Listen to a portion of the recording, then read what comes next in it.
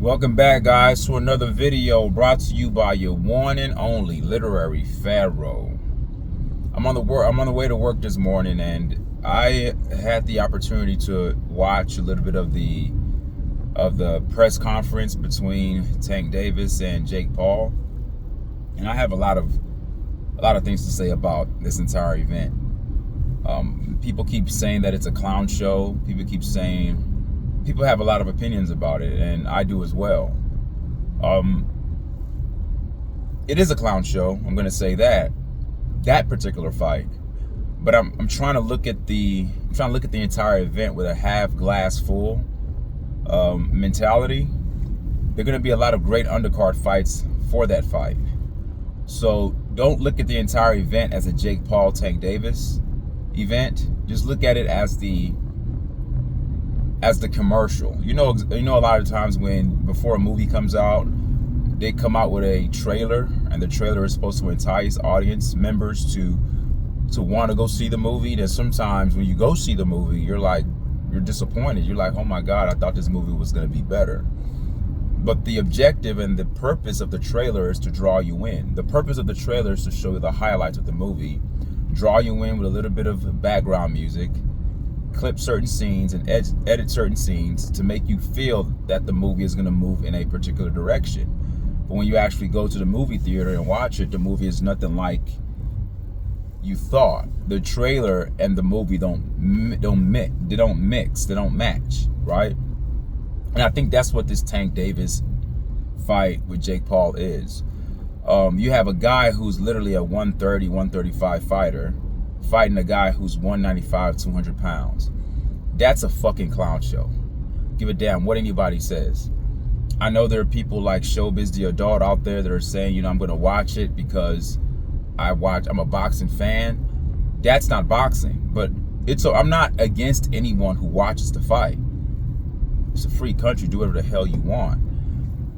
I'm just upset that the boxing landscape and the boxing ecosystem in and of itself has allowed a person like Jake Paul to infiltrate it and to be able to do what he's doing now. I can't blame the casuals because people are going to be drawn to what they're drawn to. People love the circus. The circus is entertainment. People love to be entertained.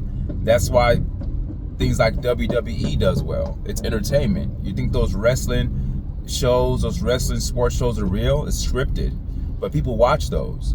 So there's an audience out there. There's a demographic out there of people that love to see things like that. I'm a person that's really, really deep into reality, and I hate things that are scripted. When I become knowledgeable about things that are being scripted, it turns me off completely because I want to watch something real. That's why most men love sports, because it's two people battling, or two teams that are battling, or two organizations, two basketball teams, two football teams, two baseball teams. Of course, we've had things in the past where referees have been accused of tampering with the game because they've gambled or betted, or you have certain referees who've blown calls, and that's why we get pissed off, because as fanatics of sports, we like to just see the best person win without any influence of the referee having an impact on the ultimate decision or the conclusion of the match, whether you're watching a tennis match or a golf tournament or whatever it is. So sports is supposed to embody the elements of reality, because in reality, sometimes you fail, sometimes you fall, you got to get up. Sometimes things seem as if they are a shoo-in, and then you come to the reality that it's not. You have something planned, you think that it's going to go a certain way. That's what makes sports beautiful, because you could be on the cusp of winning and fumble at the 1 yard line and lose the game. You can have a chip shot field goal to win the game, and you miss wide right or wide left. So the point that I'm making with this is that nothing is for certain. And what we don't like as sports fans is to have something that's already scripted, because it takes away the element of surprise. Think about it, a 200-pound fighter fighting a guy. Okay, you have a guy that's 6'1", 6'2", let's say 6'1", fighting against a guy that's like 5'5". That in and of itself is already a clown show. Then you add in the weight disparity. I mean, guys, come on. and you guys want to see that shit, honestly, the only reason why I'm tuning in is to see the undercards. I mean, I'm gonna watch it because it's a spectacle. But if you told me that, okay, let's flip it. Let's say, for an example, which would it make sense, because everything's about money, and you have to kind of generate a buzz around a particular fight to get people to tune in. So let's say that the Tank Davis fight and the Jake Paul fight was the undercard. I wouldn't get up for the undercard. I wouldn't get up for that shit. You know what I would do? I would just wait for them. I would wait for the other cards, the main events, or the other events that are coming on after the Jake Paul and Tank fight. So let's say the card was flipped. Let's say that Tank Davis and Jake Paul were not the main event and they were part of the undercard. I would just mute it or skip it. I don't care for that. I don't care who wins. After seeing Jake Paul fight Tyson, it was horrible. I'm not gonna lie, I was sucked in. I was like, oh my God, I want to see what Tyson does. When I just saw Tyson just sit there not do anything, I'm like, damn, this is scripted. We watched plenty of, and this was all part of selling the fight. We watched plenty of footage of this guy ripping the bag, moving, doing his little peekaboo style. I mean, the whole night he just sat there nibbling on his gloves. Like I understand he's an older man, but he looked like he was 90 years old in there. Like he couldn't fucking move. He didn't hardly swing. He didn't do anything. The fight was boring as hell. And like Claymore Rain said, I watched a YouTube podcast with Blue Blood and Claymore Rain. They were together on the screen. It was a split screen. It's a recent video that they just done. If you go to Blue Blood's channel, shout out to Blue Blood. If you go on his channel, you'll see the conversation between him and Claymore Rain. And Claymore Rain said it best. Clay said, look, man, this gives a black eye on the sport of boxing in real time. In real fucking time. The fact that in the press conference you have Jake Paul, the unmitigated gall to mention, oh yeah, we're gonna do bigger numbers in the Crawford-Canelo fight. How fucking dare you put your fight on the same level as the Canelo and Bud fight? How dare you, man? Your shit is a circus. Crawford and Canelo was a real fight. And yes, you may, like they talked about this on the podcast with Blue Blood and Clay, you may do bigger numbers because you're a spectacle, you're a clown show. You're drawing in the pugilists and you're drawing in casuals who just want to see. You know, you got to understand, Jake Paul has a large following. So you're going to draw in those people. That's why you're going to do bigger numbers, because you're tapping into two different types of audiences. So just do the law of averages, or just do the law of summation and just add it up. Your group against the boxing group. Combine that, yeah, your number is going to be bigger.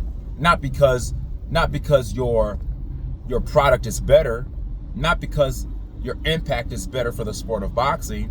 That's why it gives a black eye to the sport of boxing, because it's a sore spot. And we have to do away with this shit. I don't mind Jake Paul being a promoter. That's fine. Promote all you want. But putting on these fights and having the Florida Athletic Commission actually sanction the fight as if it's a real fight, that's an issue. I would rather them just come out and say, hey, this is an exhibition bout. It's not a real fight. Just claim the truth. Proclaim the truth. Just, matter of fact, just speak what it is. Don't insult the boxing fans' intelligence. Like, the true pure pugilists, don't patronize us. We're not dumb. We know what the fuck this is. This is actually a scripted match. Just look at the way Tank Davis carried himself. We understand that he's usually late to these press conferences. He's very nonchalant and very, very casual with the media. He's never on time, unprofessional in that regard. Okay? But you saw how punctual he was to this press conference, because it's about the money. He has a contractual agreement to be on time to these press conferences and to do this. It's about the money. And now, I'm not faulting any man that does anything for the money, but when you call yourself a boxer, you can still get the quote-unquote bag by fighting real boxers. You could have jumped on the bandwagon and worked with Turki Al-Sheikh, but you refused to because of your pride and ego. So I don't know what's going on with Tank, and I could give two fucks because I know he's going through personal stuff, but don't get on there and act like you're a boxer. You're no longer a boxer. He's already retired. People know the Blue Blood and Claymore, we're talking about he's going to retire after this. He's already retired psychologically, mentally. He's out of the sport. The fact that he's deciding to fight Jake Paul in an exhibition match, and I'm going to continue to call it an exhibition match because it's not a real boxing match. They're trying to give you the veneer of it being a boxing match, a real boxing match. And we're going to have, listen to the press conference. They talked about they're going to have 3 judges, 3 minutes, 10 round bout, 12 ounce gloves, 3 judges. This fight is going to be on their record. It's going to be a real fight. Look, guys, I am leaning to the conclusion that after this fight, they're going to just call it a draw because it can't be entertaining. You have one guy who's barely a boxer in Jake Paul, meaning that, yeah, he's improved. He's been boxing for about 5 years. You have guys that have been boxing since they were in diapers. Tank has been boxing since he was 7 years old. You're fighting against people who live, breathe, and eat boxing. You got into it as something that was recreational, and it's gotten you a lot of money, Jake Paul. And I'm not against you. I'm never against anybody increasing wealth because we all need help. We all need money. I don't care about that. As a boxing fan, I care about the product of boxing. When I think of the past greats that fought, the fighters that drew me in, the fighters that got me interested into boxing, I don't think of people like fucking Jake Paul. That's what I mean, clown show. The fact that the Florida Athletic Commission actually sanctioned this, they should be banned. This is a black eye for them. Not all money isn't good money, folks. Just because something makes you money, there's a long-term game that you have to play here. The sanctity, the sanctity of boxing, the essence of boxing, the true meaning of boxing is being tampered with right now when you have these sideshow events happening and they're convoluting the essence of what boxing truly entails by calling it boxing. It's not a boxing match. Just call it an exhibition match. Let the audience members truly understand that this is scripted. So therefore, if anybody watches it, they're watching it with one eye covered, knowing that, hey, this is just an exhibition. I'm not going to put all my focus into this. I'm going to cover one eye and just watch it. I'm not going to take it seriously. It's like watching wrestling. Shit's scripted. Like, you can't play boxing, folks. And that's what these guys are doing. That's why it's giving a black eye on the sport. It's not something that you play. You don't play boxing. Boxing is real. You don't get in the ring and play around with that. Now, are these guys going to be hitting each other? Of course. Guys do it all the time in training. They spar each other. But it's going to be a sparring match. And both guys are going to walk away with millions. And it's just unfortunate that Jake Paul has gotten the opportunity to do this, and he's going to continue to do this. It's not over. This is just the beginning. He has a plan. He wants to fight Canelo. See, he's very strategic. He's fighting big names to make a big name for himself because everybody wants to see him get beat. And he could get in the ring and they could design a contract where, hey man, take it easy on me, you get paid, I get paid. So people are literally selling out for money. And that's the problem. And that's the problem. That's a big societal problem. That's a big human problem. And we're not even to blame for it. It's just the system that we're under, the economic system that governs us. The financial ecosystem causes all of us to operate underneath that type of pressure, that most of us are doing things we hate, like the jobs we have, the things we do. We're willing to put ourselves through hell to make sure we have enough money to pay our bills. So these fighters are willing to sell their souls to get paid. They don't give a fuck about the fans, because if they did, they will say, no, I'm not doing that. Can I truly blame Tank for doing this? I can't truly blame him all the way. But I'm just upset from a fan's perspective. And I love his style of boxing. I love the entertainment value that he brought when he fought real boxers. His one knockout punching power, his 93% KO rate. I mean, I loved watching him. He was box office. I mean, when he fought, I tuned in because it's Tank freaking Davis. For you to sell yourself short, for you to already have your mind away from boxing, it's just unfortunate. It's a sad day in the boxing landscape, because you have a guy who hasn't even tapped into his potential, literally retiring right before our eyes in real time. He's done.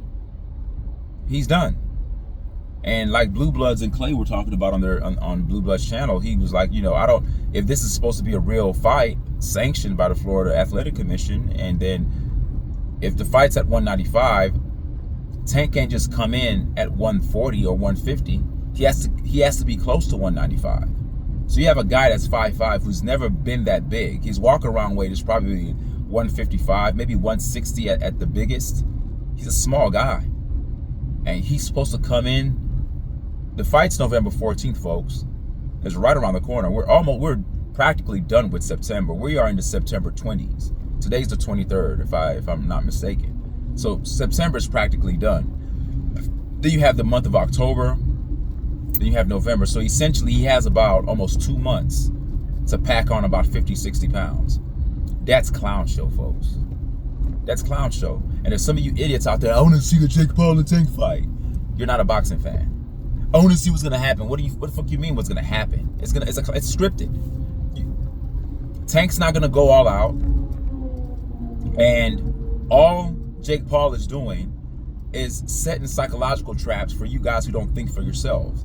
People who lack the ability to critically think are being drawn into this nonsense. Let me explain to you what I mean by that. What I mean by that is that as long as he continues to fight better competition, he's setting up the illusion to you guys as casuals, or even if you don't consider yourself a casual. Some of you guys are getting drawn into this bait. You guys are getting sucked into the trap.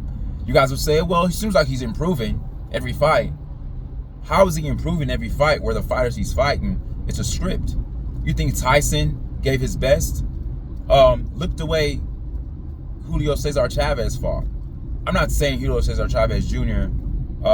is the son of the great legend Julio Cesar Chavez. I'm not saying he's a great boxer by any stretch of the imagination, but he could have given it a little bit more. It seemed like he was pulling his punches too.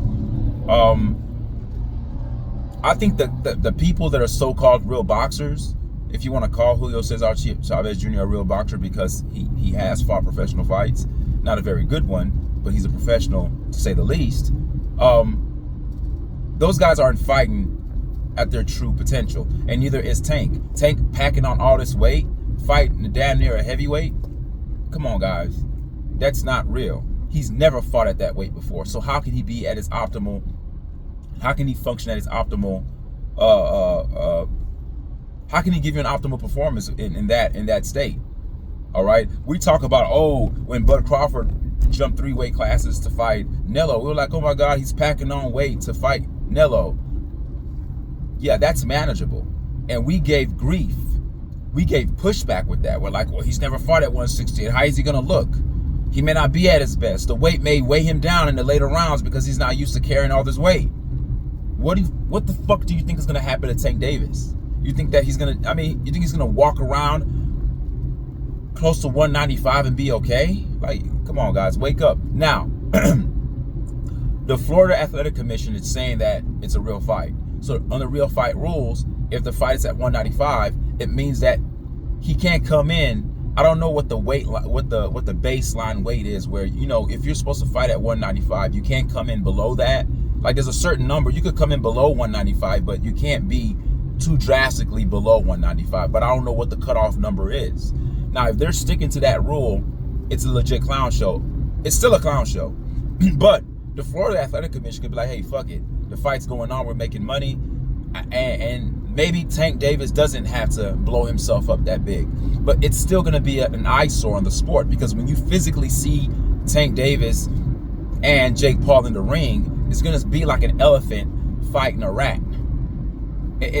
That's what I mean. You got to, like, it from an aesthetic standpoint, just from just using your lens, from an optical perspective.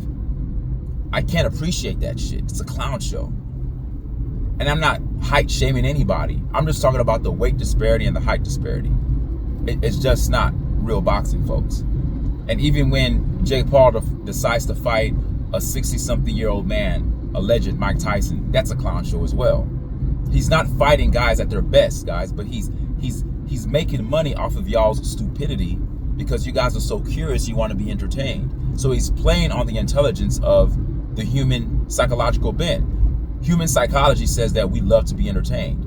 Life is stressful, life is hard. We have the things we love. We tune in to and we embrace spectacles. We just do. We love to see the clown show. We love to see the lion jumping through hoops. We love to see the tiger doing flips. We love to see the elephant taking a paintbrush, painting something. We love to see something that's unusual. And because we're hell bent on that shit, then what Jake Paul did is like, okay, you want to be entertained? I'm going to give you entertainment. But he's using the landscape of boxing to do it, which is what I don't like. Like, use your clown show as a separate sideshow.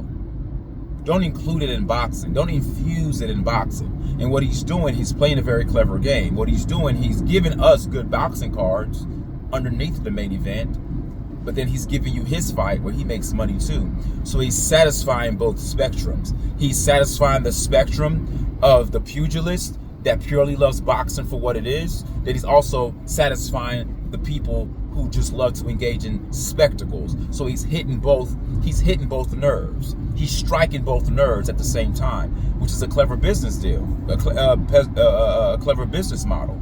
And he's doing it very well.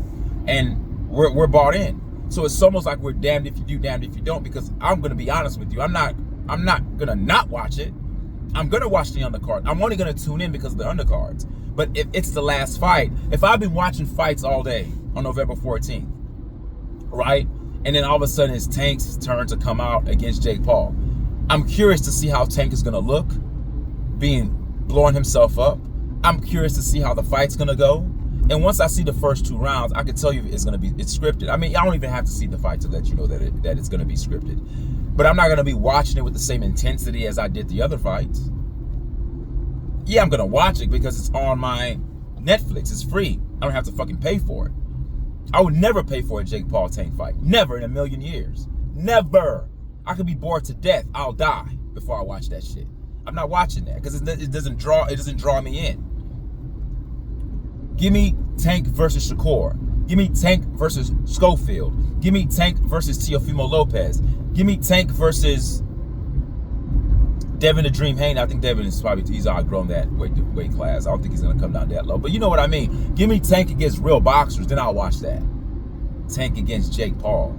So he's playing on our intelligences, and I'm not even gonna say he's playing on our intelligences because you have to have lack of intelligence to get sucked into this shit.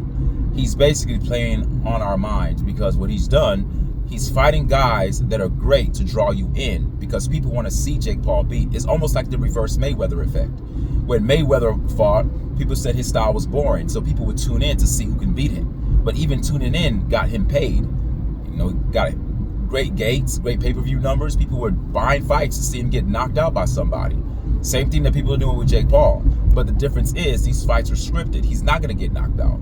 He's going to... See, look, when people get paid, see, he finds people that need the money. Julio Cesar Chavez Jr. was in financial trouble. He's had a horrible boxing career.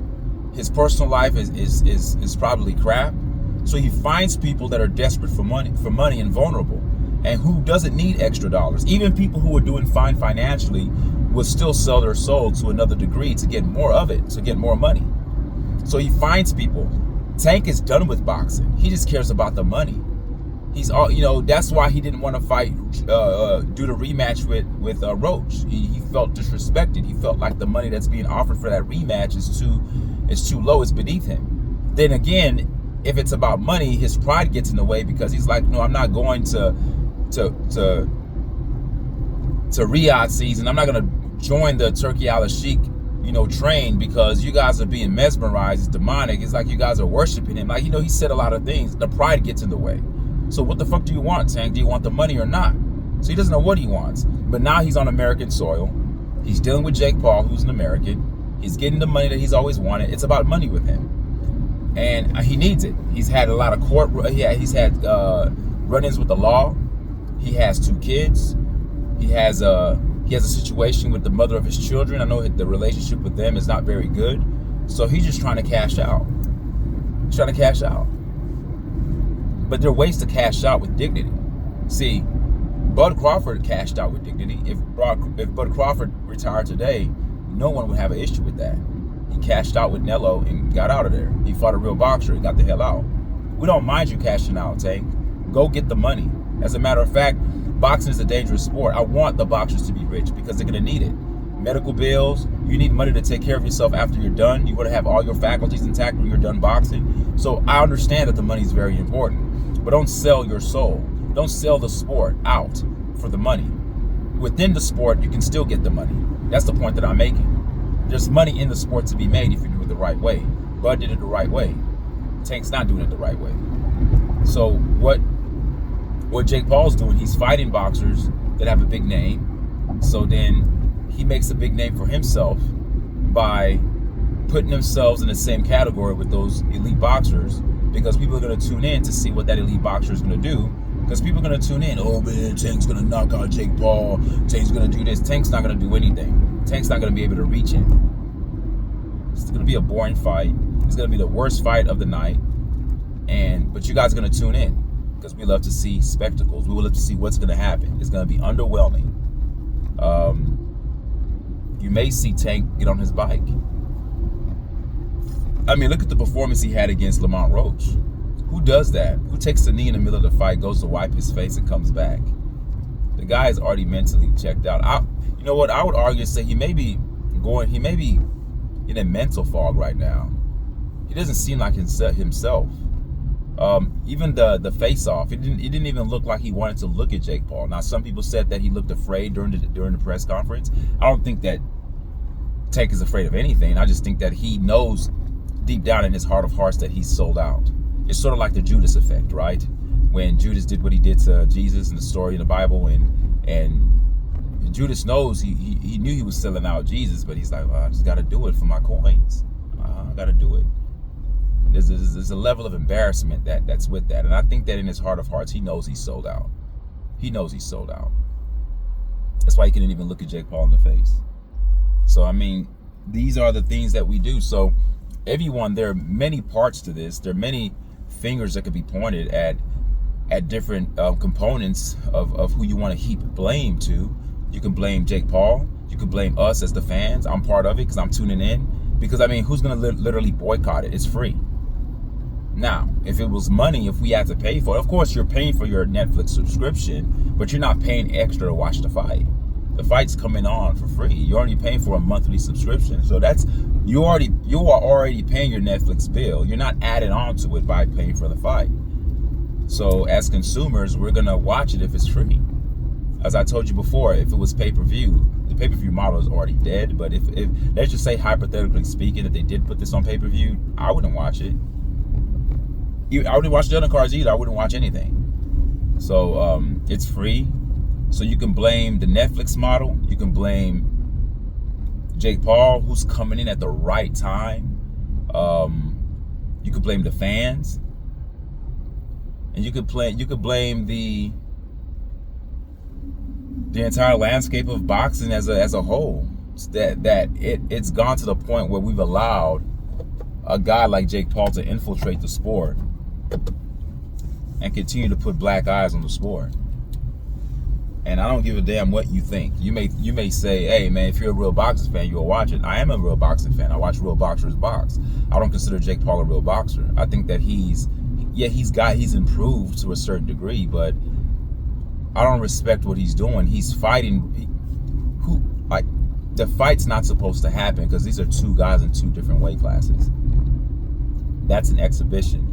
But you see how they muddle up the definition of a real boxing match? Look at what they said.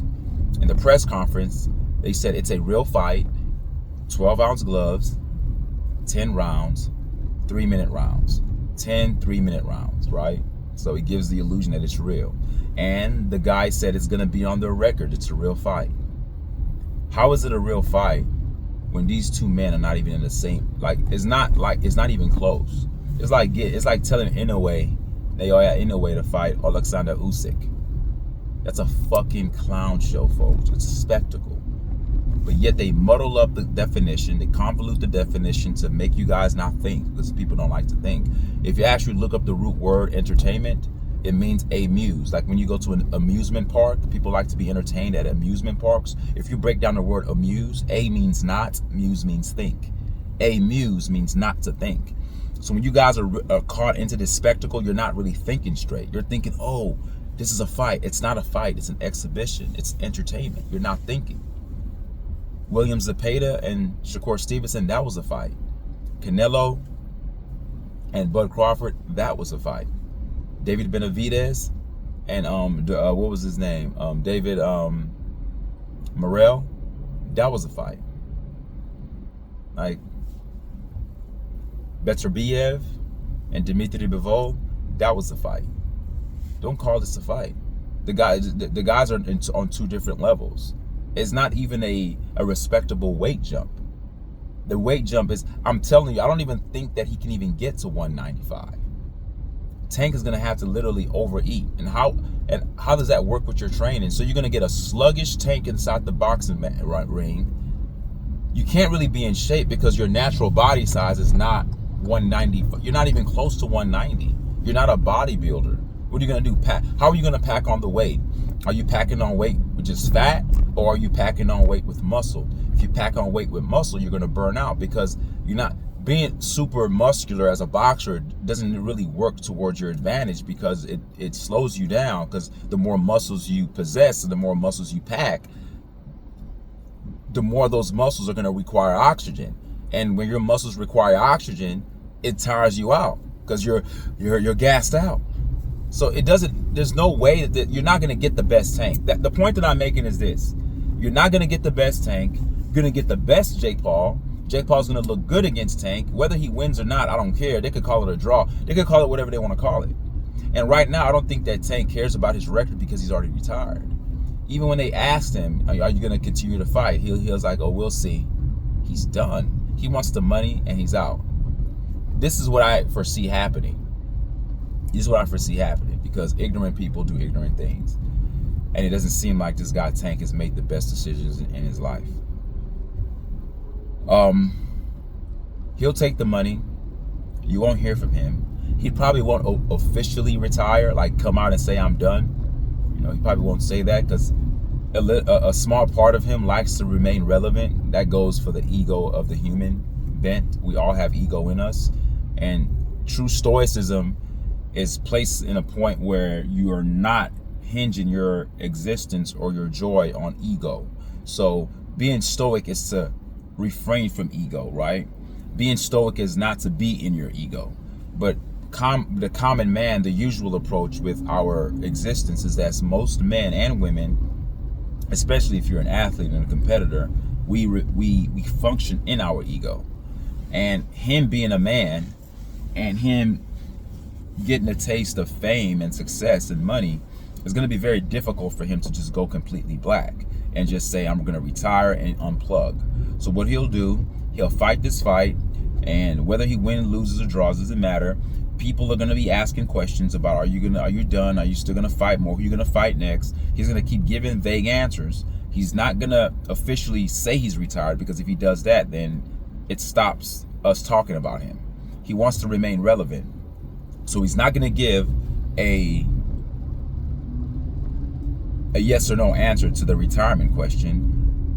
Therefore, as a result of doing that, his name's going to remain in the media circuit. People are going to keep talking about him.